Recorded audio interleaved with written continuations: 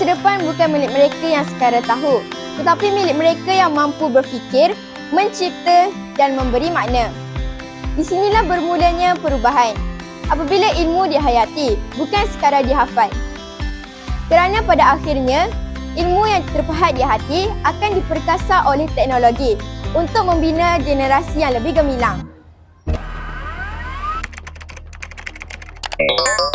Jawapan yang saya berikan tidak boleh adalah memberikan berdasarkan nasihat kerana pemerhatian kekurangan dan data. ini adalah maksud paling tepat. Semua jawapan boleh diakses dalam 0.2 saat.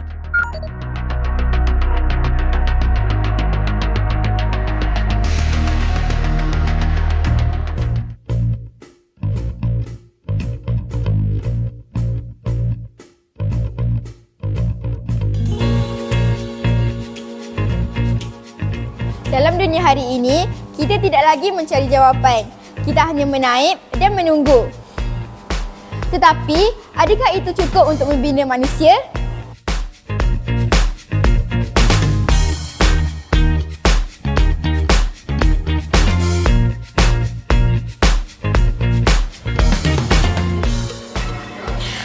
Marisa, kenapa anda suka menggunakan AI?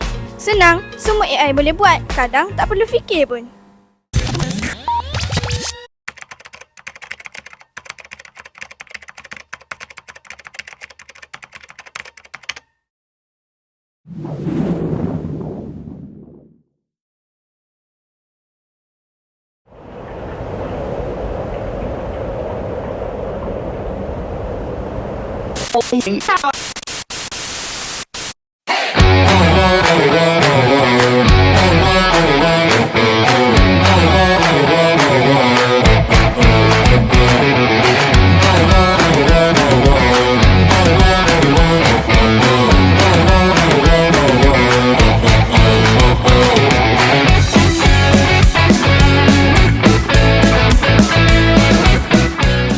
Assalamualaikum cikgu. Waalaikumsalam.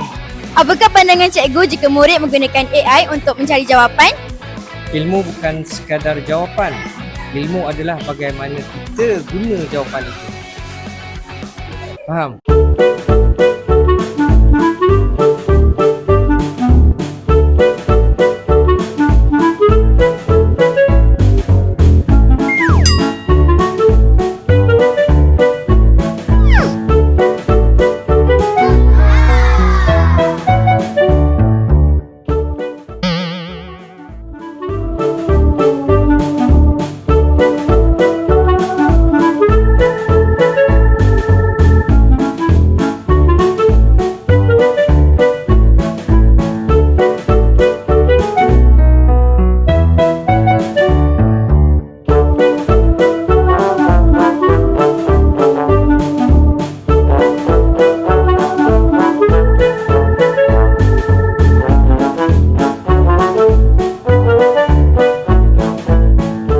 Teknologi memberi pilihan, tetapi hati menentukan keputusan.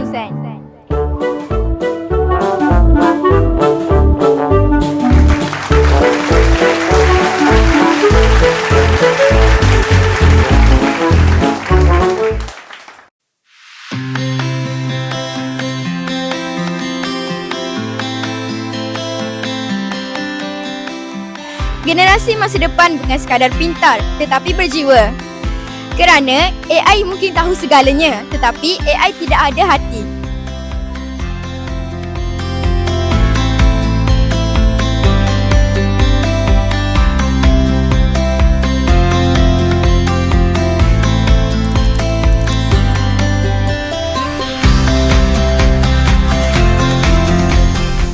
Sekian daripada saya, Nur Maghfirah binti Muhammad Adli. Sekian, terima kasih.